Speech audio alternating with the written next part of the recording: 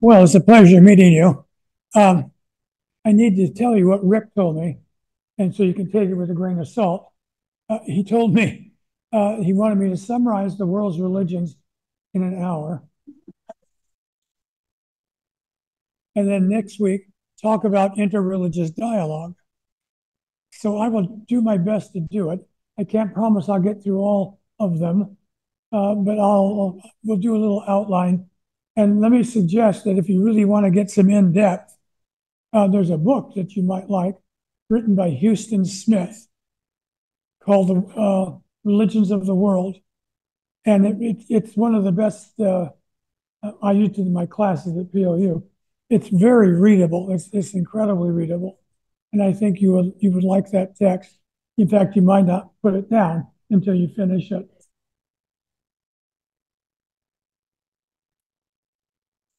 How's this? I guess I could hold it. No. Oh, all right. All right. So I guess we just begin. As I say in Japanese, hajime mashita. Let's start. Sorry, I was just showing off. Um, Start with the Hindu way. What's called Hinduism, I call it the Hindu way. In fact, I call all religions ways. It's a way of saying that religion isn't a thing. It's, as you guys know, it's a way of being in the world and acting accordingly. Okay, if you take it seriously. So the Hindu way is probably one of the most ancient of the major world's religions. It originated probably in the Indus Valley civilization, which is along the Indus River, at probably two centers, Harappa and Mohenjo-Daro, the two main centers. We know that from archaeological digs there. Images of deities that look like deities in contemporary Hinduism. So the first thing we need to do is talk about what Hindus mean by deity. That would help. Hindus believe that we live in a ever circulating universe. It doesn't disappear, it changes in a cyclic way. Incidentally, so do you, as part of the universe. And they summarize that by what's called the law of samsara, the law of change. Okay? Change happens, and it happens in a cyclic way. Nature changes through 4 cycles a year, for example. But no 2 cycles are ever alike, because the law of karma is the law of causation. And what happens in one age affects what happens in the next age. So they're not identical. Likewise, your life is governed by the law of karma as well. You are what you are because of what you do and what you choose and what you think. Look at the differences in this world. Look at the differences in this room. We're all human beings, and yet look at the pluralism. That's because we act in our ways, and we accumulate in ourselves karmic merit, which changes who we are from moment to moment to moment of space-time. That's true of you as well as the deities with whom we inhabit this world or this universe. Yeah, the word for deity is diva, okay, or diva, which is female. Just like human beings, there are 2 sides to every deity, a male and a female. And they're not separate, they're 2 sides of the same reality. Okay? So there is a deity called Brahman, which means sacred power, that expresses itself in an infinite number of deities, both male and female. Krishna, the preserver, Krishna, the destroyer. Before the world can be new and created, the old and the worn out has to be taken away. That's Krishna's point of view. That's what he does. He's married to Lakshmi, who's the female form of that, or Kali. You've heard of those names. Or there is Vishnu, the preserver.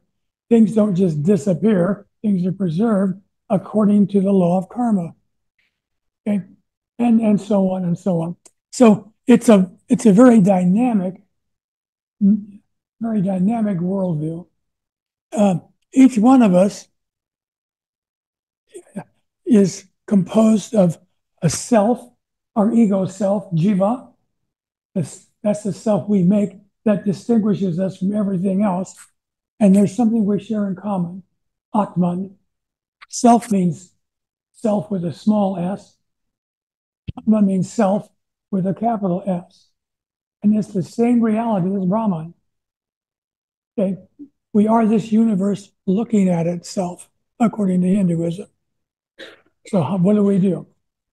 To avoid the realm of reincarnation all the time, to escape the realm of samsara, which is always being rebirth after rebirth after rebirth in a realm of suffering. Okay? You have to discover who your deepest self is as a form of Brahman and act accordingly. That's the law of karma. And that gets you something called moksha, spiritual release. Okay? The goal of Hinduism is moksha, spiritual release, release from rebirth in this realm of pain and suffering. Okay? Are you following, sort of? Okay, I don't want to put you to sleep. Okay. All right. Okay. Well, I'll tell that joke later. Okay. Now, Hinduism is the basic scripture in Hinduism are the four Vedas. Vedas means something like vehicle. Okay. There's the Rig Veda, which is the basic one, and it's the most ancient text that we have in the world's religions. It's very old, and it summarizes everything I've sort of said to you. Then there's the Sama Veda, okay, which is a text having to do with how we should behave in this world in relationship to the deities. There's the Yajur Veda, which has to do with how samsara works, and the Atharva Veda, which is another Veda about how to do works in this world to line up with each other and so on. So we become what we do is the essential message. We are what we have done. Okay? And according to the law of samsara, you have a way out of that round of birth and death and birth and death by finding out, experiencing your deepest self, finding out what that is, knowing it by experience, not by description through a lecture, but know it by experience so that you can act in accordance with that and you experience moksha, spiritual release. And all the forms of Hinduism are basically about that structure. Okay? Okay? It's a different worldview than you're used to, isn't it? Okay? We don't live in a cyclic worldview according to Judeo-Christian and Islamic vision. We have a straight line view of history. There's a beginning, there's a middle part, which is where some Messiah or prophet comes to change the world, and then there's the end of it. Okay, and you've got one life to live. You better get all you can because that's it, sort of thing. Okay. Now, out of Hinduism, okay, a very ancient tradition emerged centered on the personality of one person. And that's Buddhism, the Buddhist way. Okay? And that person's name was Gautama Buddha. Gautama, the enlightened one. The word Buddha means awakened one, or he who has achieved awakening. Okay? And this Buddha is, we know, he's an historical human being. He lived in about the 5th century, what we call before Common Era, or BC, before Christ. Okay? And he was born in a wealthy family, and he started looking around. His family, according to the story, tried to hide him from all the realities going on in the world by raising him in complete wealth and not allowing him to see suffering, not allowing him to experience illness as much as they could, but always thinking that the world is this rosy place. Okay? And the gods had enough of that, according to the story. So one day the Buddha was walking through his garden looking at the flowers. Okay? And they incarnated themselves in what's called the Four Noble Sights. Okay? An old man, okay? Uh, a sick man. What was the first one? Old age, disease, and a dead man, and so on. And he walks through and he sees these people, and he has never seen them before. He sees the dead guy. Sees the sick person. What's with you? Guy says, I'm sick, and all life is subject to sickness and pain, okay, including yours. Uh-oh. He says he didn't want to see any more that day, went back into his little lush thing and refused to leave. But the next day he goes out, he sees an old man, okay, and he's never seen anything old and wrinkled before, like what's inhabiting this room. Okay. Do I lie? Okay. All right. And and he asked his Mahout, his caretaker, what's that?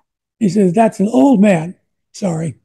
And all life is subject to old age and death. Okay. Uh-oh. He didn't want to see any more. So he goes back, shuts himself up in his garden, and just waits it out. Third day he goes out and he sees a diseased man, guy with sickness. And he'd never been sick a day in his life, didn't know what it was. So he asked his Mahout, what's that? That's a diseased man. And guess what?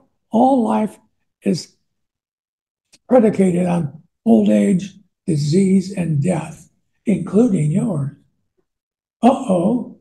He goes back and says, I can't do this anymore. So he takes a great vow and he leaves.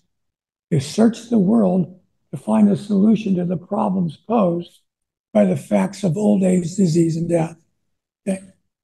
And he tried various forms of meditation, various forms of yoga, and so on. And so one day it says he just sat under a tree. They call it the Bodhi tree, the tree of awakening. Sat there for 40 days and 40 nights, refusing to leave until he could experience through a meditative insight what the devil's going on in this world. And he did. And what he experienced transformed him from Siddhartha the man into Gautama the Buddha, Gautama the awakened one. And then he spent the next 40 years of his life teaching what he experienced. And he gathered a band of disciples and monks who followed him all that time. And when he died, they took over spreading this message. Okay? Now, what did he discover? What was discovered are called the Four Noble Truths. And all Buddhist traditions, all schools of Buddhism, start with the Four Noble Truths. Okay? First Noble Truth. All life is suffering. And if you think about it, that's right. Life eats life in order to survive. That causes suffering. Look at the suffering we cause on sentient beings just by eating dinner on Saturday and Sunday. Okay? Look at the suffering we cause the planet by building cities. You follow? Everything is dependent upon everything for survival. That causes suffering. Okay? Okay. The second noble truth has to do with the cause of suffering. The cause of our suffering is clinging to permanence in an impermanent universe. There's no permanence anywhere. And if you cling to permanence, you don't live in accordance with the way things are. You live in accordance with the way you want things to be. And the karmic effect is suffering. How many of you have experienced suffering in that sense? Okay? Okay. But, third noble truth, release from suffering is possible. Okay? That's what saves Buddhism from being a very pessimistic religion. And the release from suffering is caused by what's called the Noble Eightfold Path. It's a path of yoga. Okay, I won't list them right now, but the last three of the Noble Eightfold Path have to do with meditating. But you have to reverse your ethical standards. You have to become nonviolent.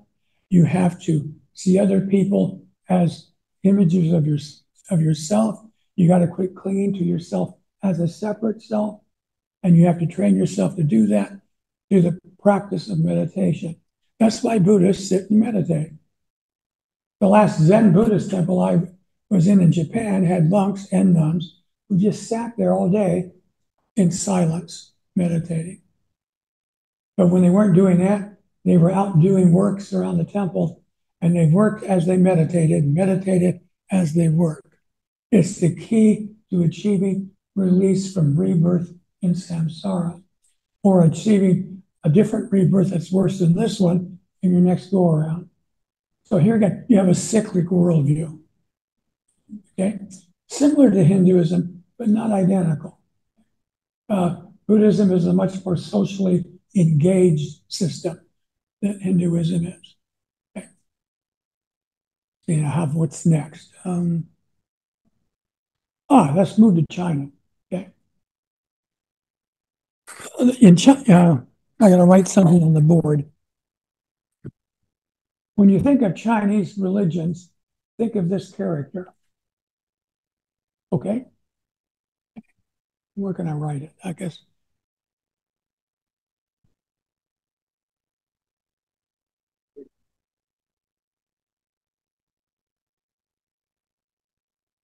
That character.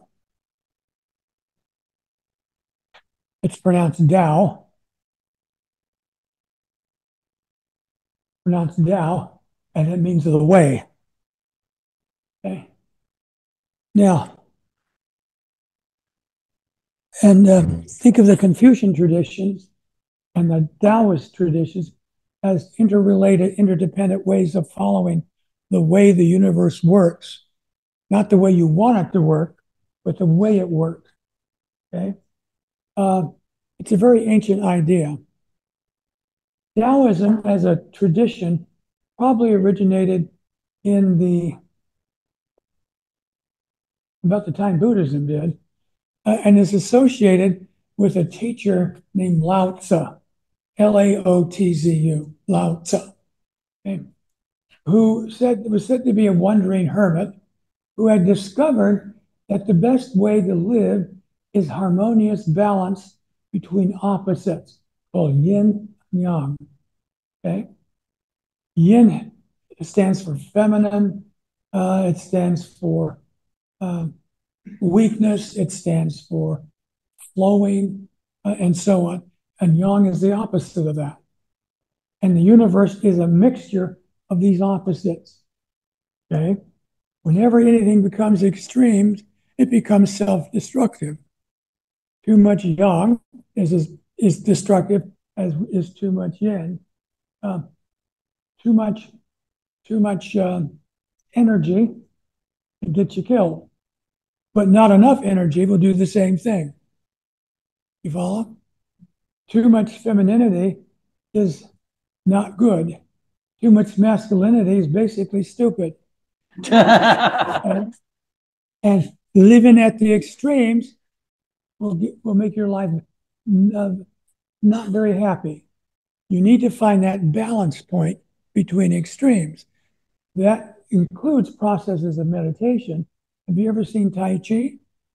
Have you ever done it? My wife's done it.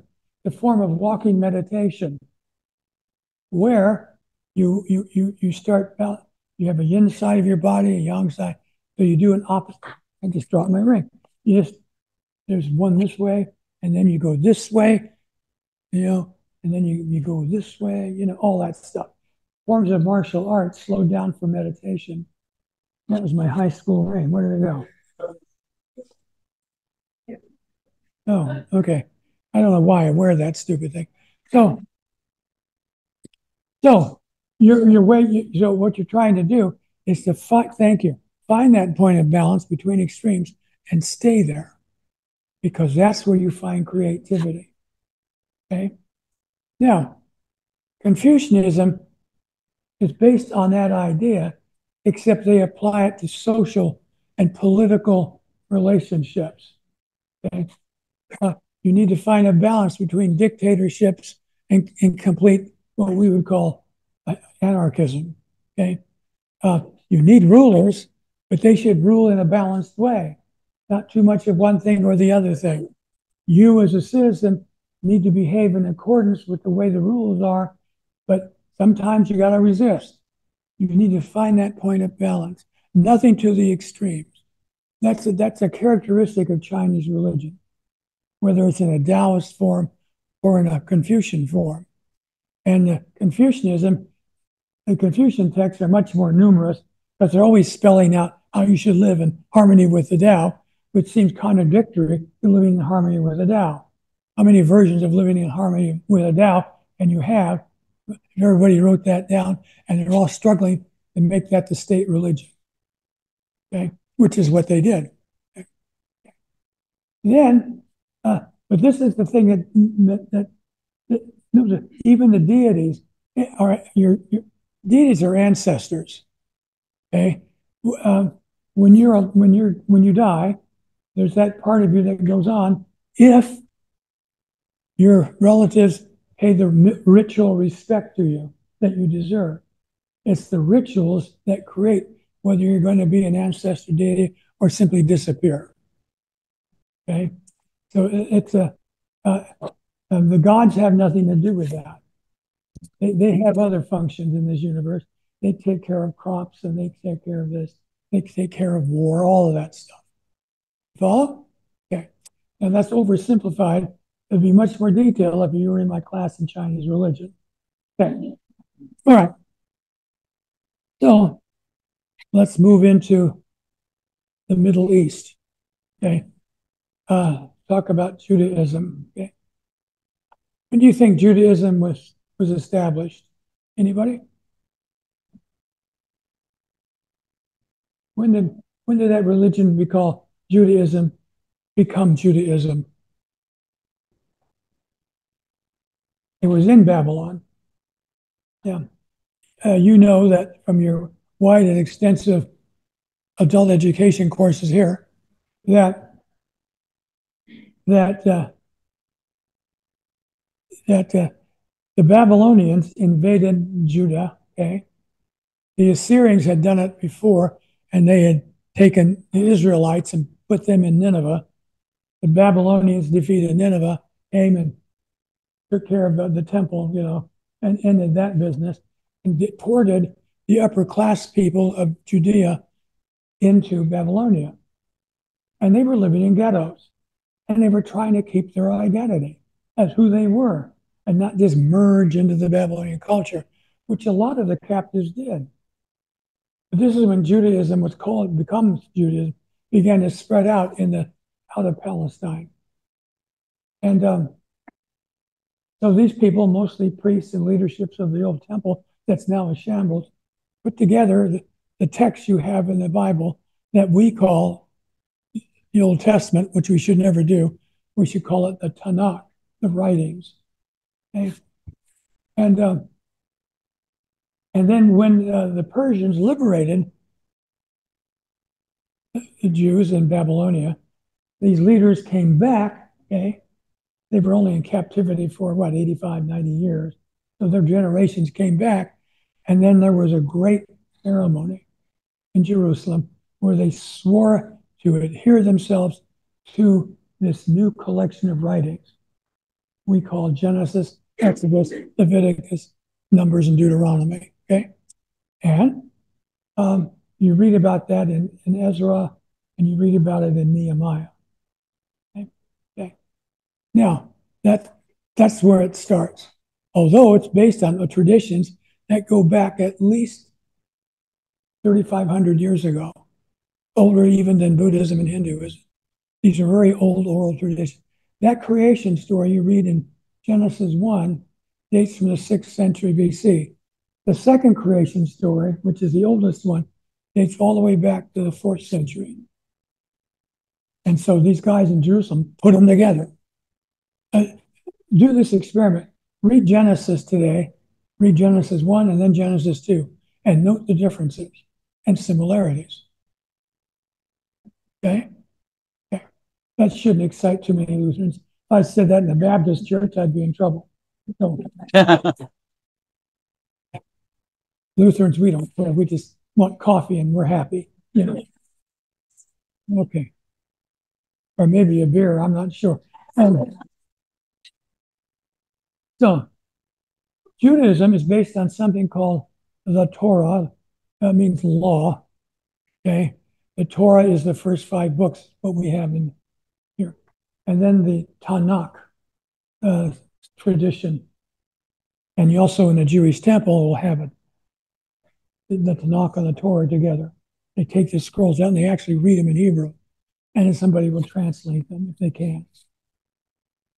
And so Judaism is about following the 10 Commandments and other ethical guides in every aspect of your life. Going to the temple, participating in that community. It's the thing that gives you an identity if you're Jewish. It's the thing that helped Jews survive the Holocaust and help them survive in our culture, because Jews never have been sucked into the wider culture because of this loyalty to the law and the Tanakh.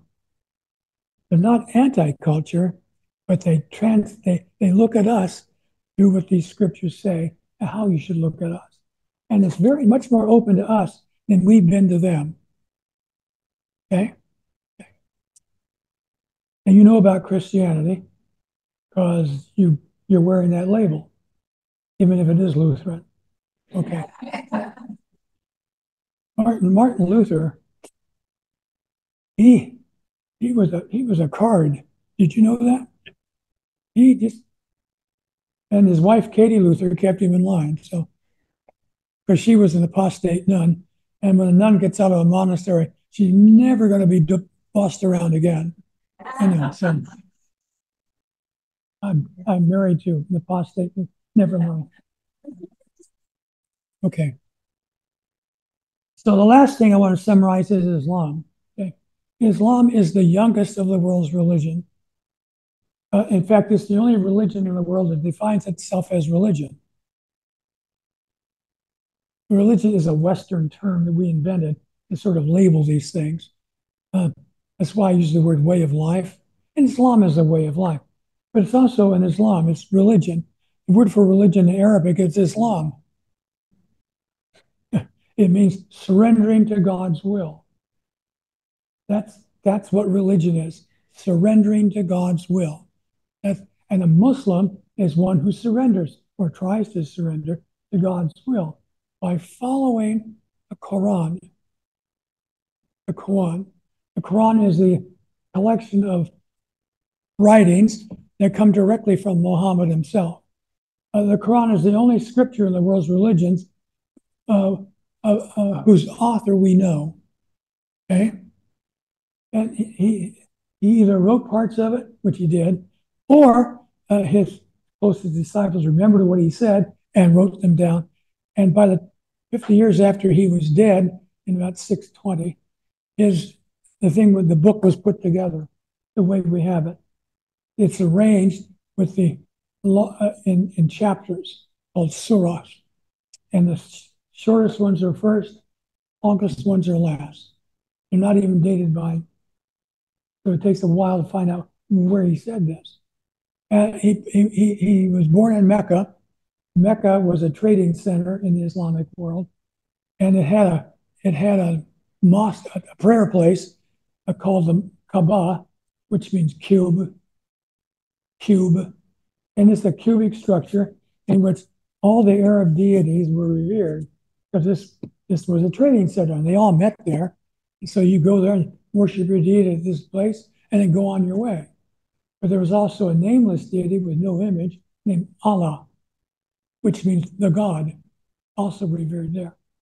So Muhammad had this vision: get rid of those things, make this the center of your religion, and convert the tribes to one God, and then spread out and get the world converted, which he tried to do. Now, there's a second collection of texts. The word slips me. Don't get old, this happens. The collection of Muhammad's sayings, okay, on various topics. Uh, and so his disciples put that together. Uh, yeah, the surahs, the surahs, yeah. And put that together. And so a Muslim is one who bets his life and faith on following what the Quran says and what the surah says. Okay? Uh, the surah is tradition, but it almost functions like scripture. Now, here's the problem. It's one thing to say you should surrender to God by following the injunctions of the Quran and the surah, but we live 1,400 years after those injunctions were there, and culture is different. Demands of culture. Nobody had atomic energy then. Nobody knew there was oil under those sands in Saudi Arabia. What do you do with that in a responsible way? Incidentally, they never did do a responsible way with it, and so on. And so you need to keep looking at these two texts and adapting them to the most Quranic Islamic ways responding. And my Islamic friends tell me this is a 24-hour a day process. Okay. So what happens then is that when you die, you either have paradise or you go to the land of everlasting bonfires. Okay, it's a very stark tradition, but Islam was a very rapidly spreading religion because it had similarities with Christianity. Okay, and Judaism. It incorporated a lot of that stuff in it. For example, Islam recognizes 7 prophets. Jesus is the 6th prophet. He's mentioned in the Quran, along with his mother Mary, whose virginity is maintained in the Quran. All the other, Abraham is a prophet, Adam is a prophet, and so on. Okay. But not only that,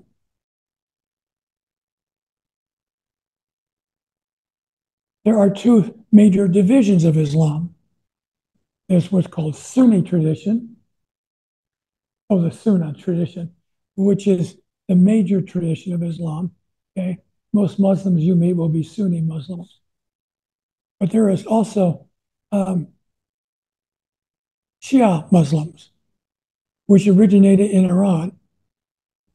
Now there were a lot of religious wars in these days, and the Shia Muslims originated by following the 4th Caliph Ali.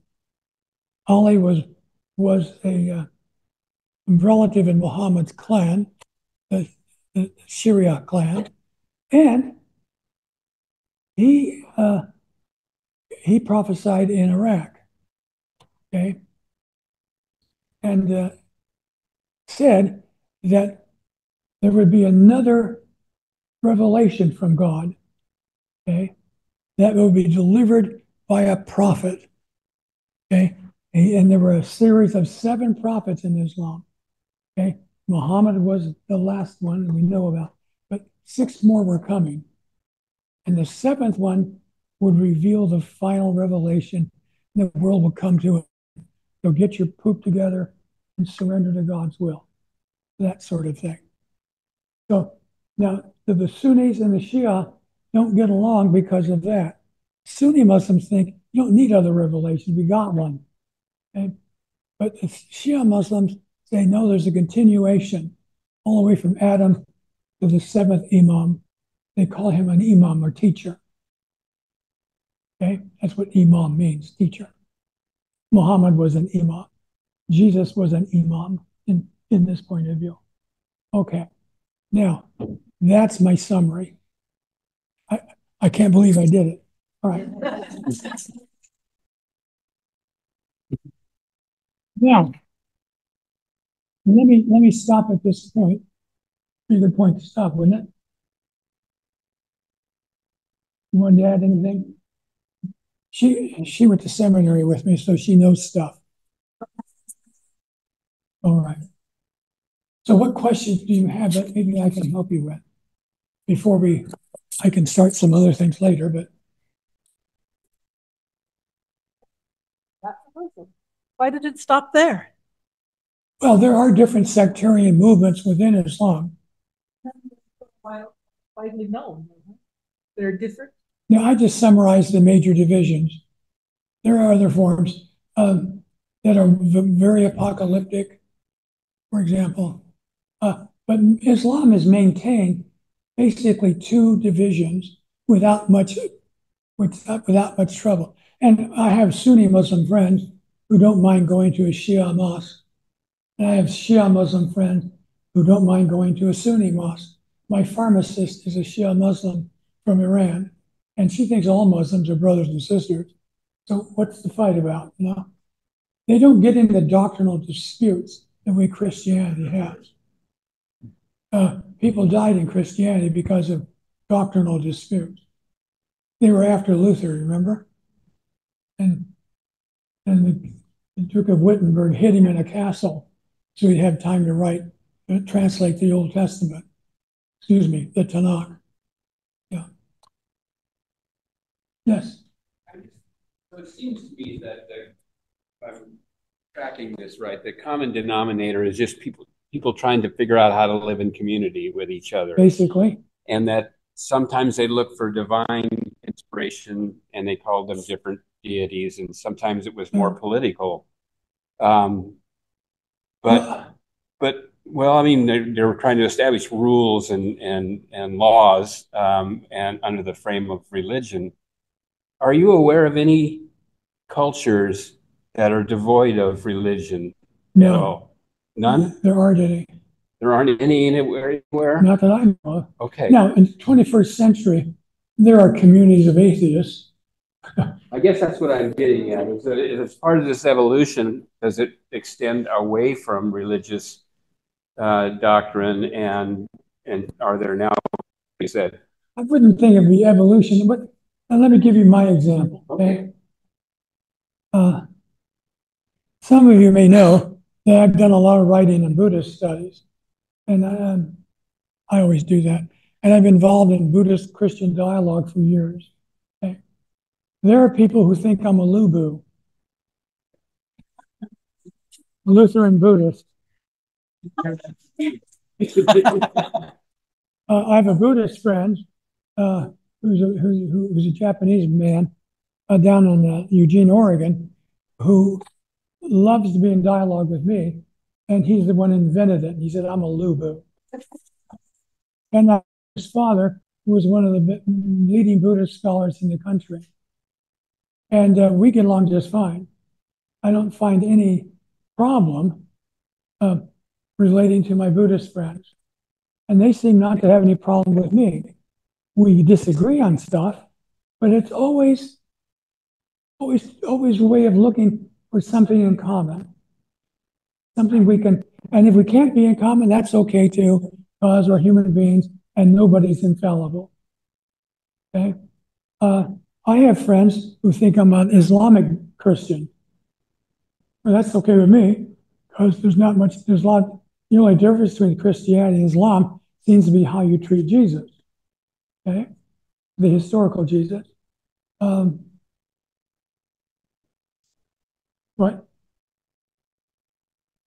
Yeah, we all surrender to God's will. We just do it differently. So which way is right? I don't know. I want to find out. So I talk to my friends who do it differently. So for me, which leads to my topic next Sunday, the proper religious response, the proper faith response in the 21st century, because you cannot escape being in contact with people of different religions, different faiths than your own, is to engage in interreligious dialogue. Okay, it's how you understand yourself. My dialogue with my friend Mark, who's a Buddhist, has taught me more about the depth of my own Christian faith than I've ever experienced before. I have another friend who maintains a dual religious identity. Christian Buddhist or a Buddhist Christian, depending upon who you ask. He doesn't care. Okay? I have friends who have passed over from Christianity into Buddhism, and I have Buddhist friends who have passed over from Buddhism into Christianity. Okay? But these are the two major missionary religions. I have a friend who's now a Hindu. Okay? So your journey is going to take you where it takes you. And there's no reason to say to that person, journey is different than you are, that you're somehow despicable in God's eyes. Because I'm not prepared and I'm not able to make that judgment. Not up to me. I don't even think God cares, if you want my opinion. He cares that we live by just compassionate wisdom. And that means taking people where they are, relating to them where they are, without trying to impose yourself on where they are. Now, that guy's a Nazi. You need to impose yourself on him very hard, But we're talking about religious people, religious dialogue. And I've never met a Buddhist who wanted to kill me because I'm a Lutheran. They may have other reasons, but not that.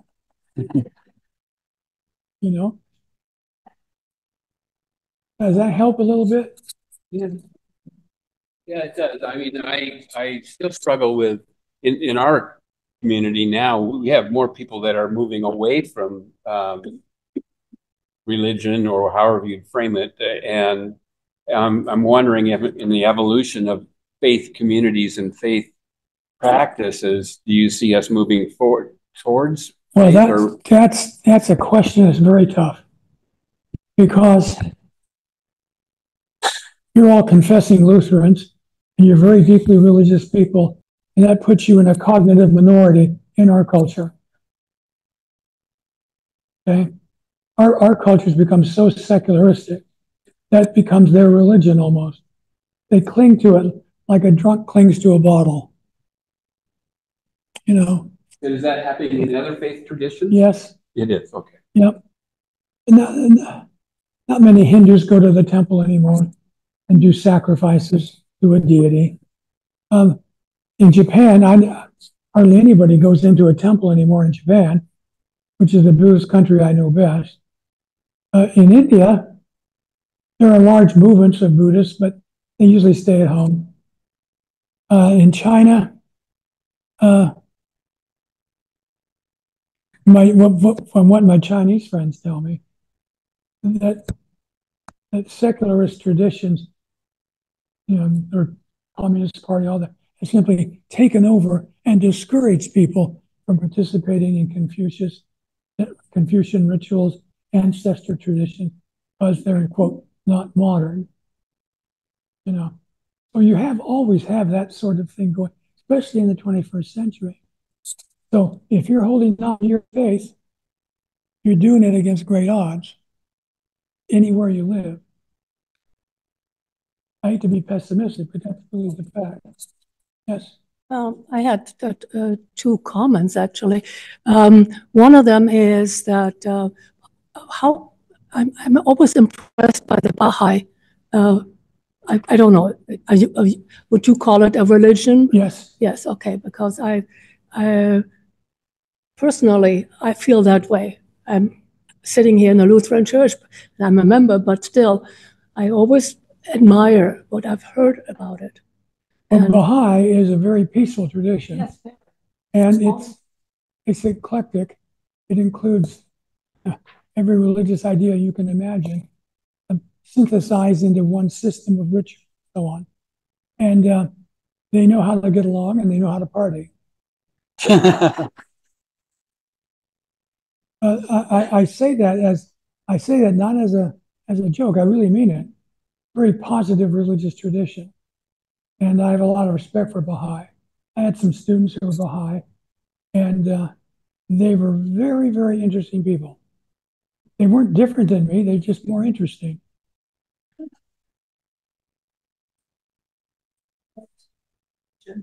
Very gentle, and they're not, they don't go up and say like some 18th, 19th century preachers said, you belong to my tradition or you're going to the land of everlasting bonfires. And they don't do that. And I don't think many Christians today do that because we just don't, you know. Then what, if we did, we wouldn't have a social life except for people who thought like that, and that'd be boring. You know, but what's your other question?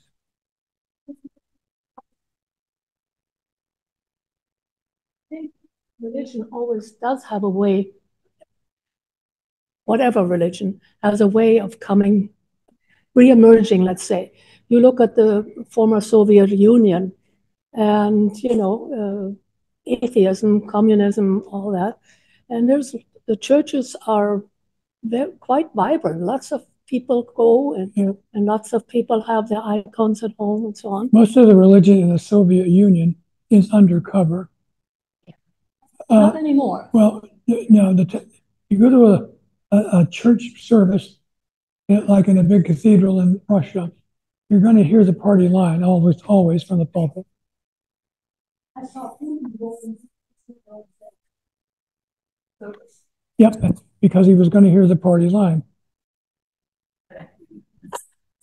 Now, they have to do that to survive.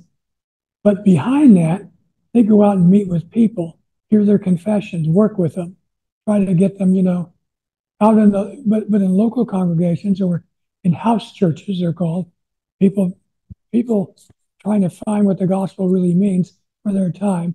And they're not, they fight against this attempt to impose a crushing system on them.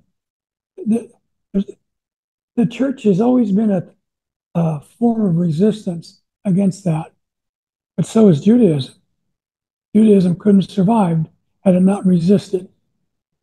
But peacefully, I just don't participate in that. I just do my own thing, sort of thing. And that can tear a government down. If you guys refuse to participate in the political system here, it wouldn't last. Okay? We'd have a dictatorship, but that wouldn't last either.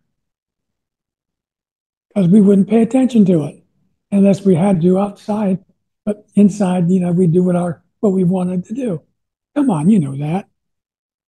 I would hate to impose something on you guys, I'd lose. But so would Joe Biden if he did. And he doesn't, so excuse me, I don't mean to. I don't know if that helps your question. I tried. Okay. Anything else? Do you have a question? Oh, I do have a question. I think that myself and maybe others are hesitant to speak about religion with Islamic people because of the concept of holy war. Oh, there is the concept of holy war in the Quran. It's the only scripture that has that. But what he meant by that was not going out and persecuting people for their religion. The Quran forbids persecuting people for their religion. The only scripture that does that. Okay?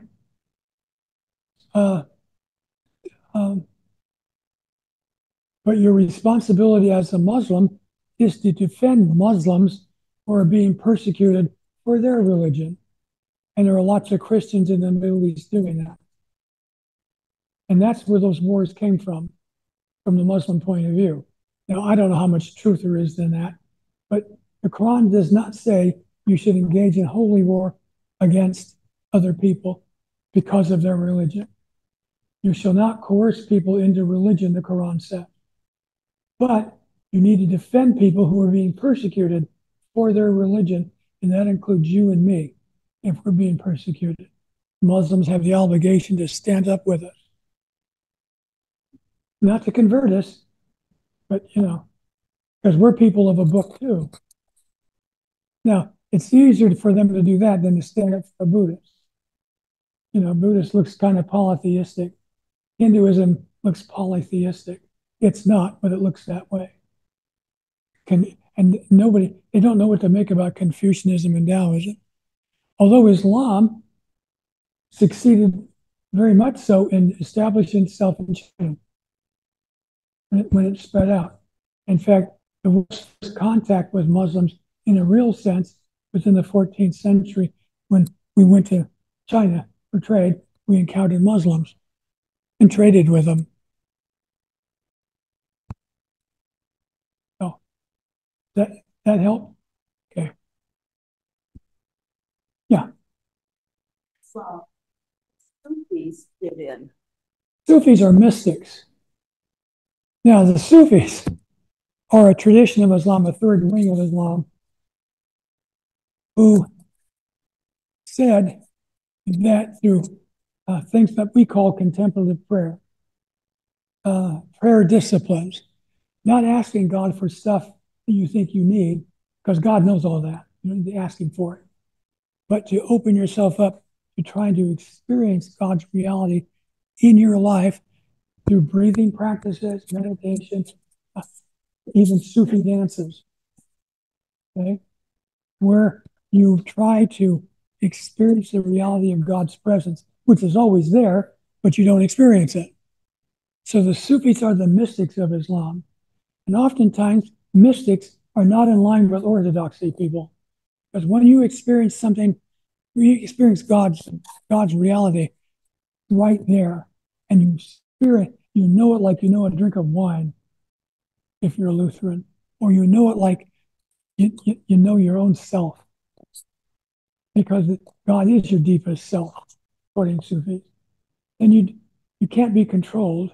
You don't behave like other Muslims. You behave out of that knowledge with compassion and justice and so on. And that runs afoul sometimes of the authorities. So Sufis were always regarded with a little suspicion because they couldn't be controlled by the Orthodox.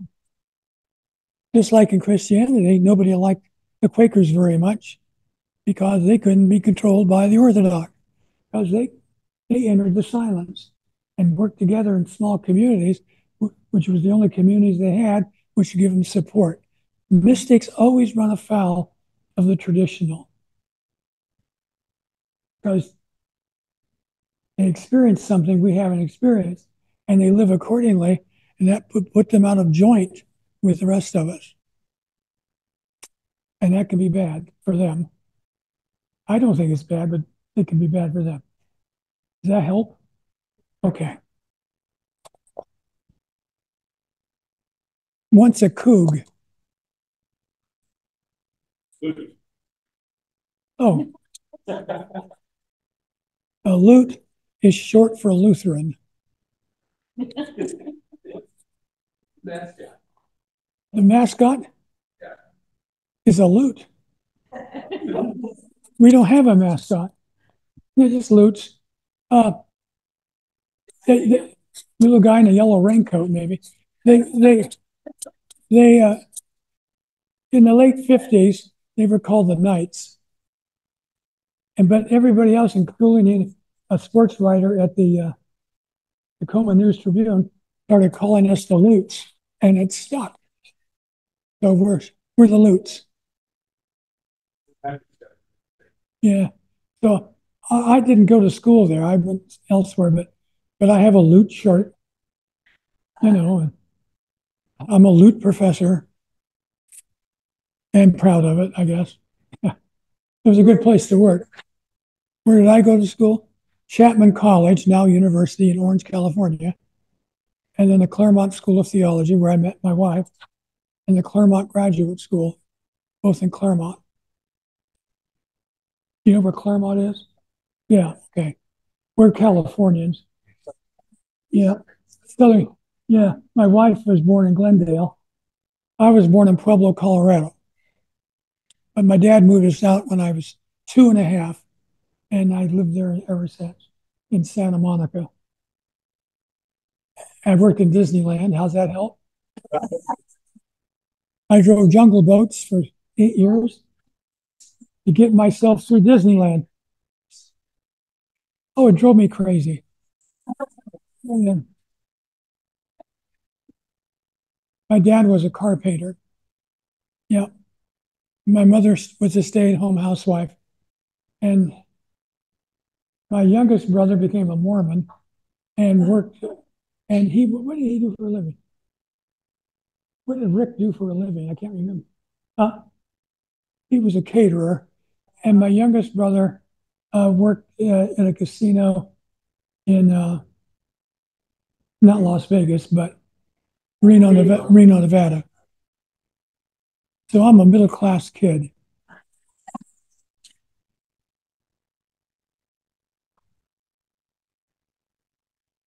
How did I do it? Don't know.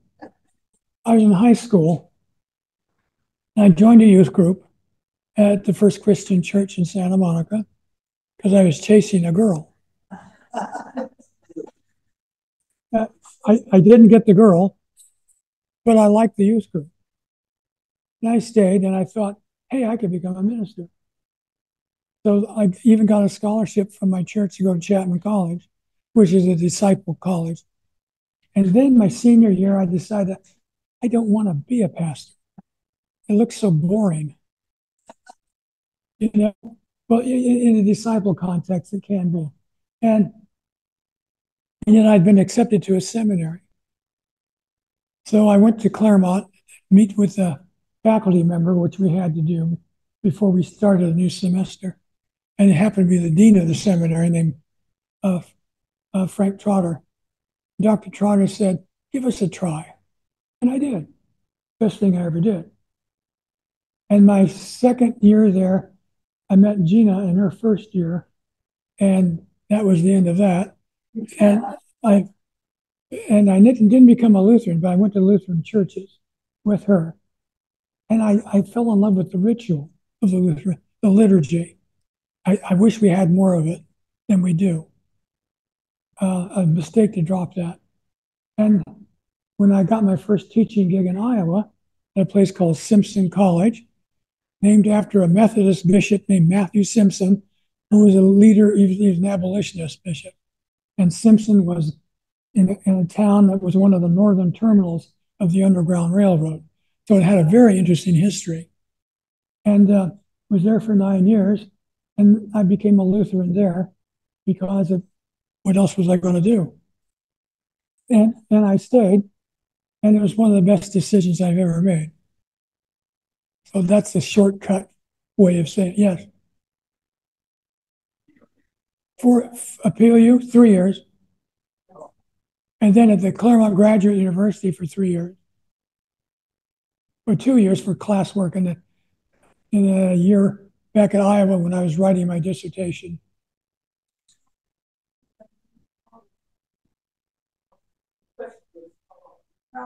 Oh, how did I PLU? Oh, we came there in 75, and I retired in 2004. Yeah. And I went back on Tuesdays and Thursdays for the next 4 years because they didn't find a guy they wanted to replace me. And so I taught 2 classes. The guy that replaced me is a practicing Buddhist. Now, when I came to PLU, that would never have happened. PLU is you guys, this is one of the top schools in the state. Really a good place to go to school. Expensive, but if you can do it, send your kids there. Yeah. Don't tell the president I said that. Okay. All right, thanks, Dr. Ingram. Thank you. Thank you.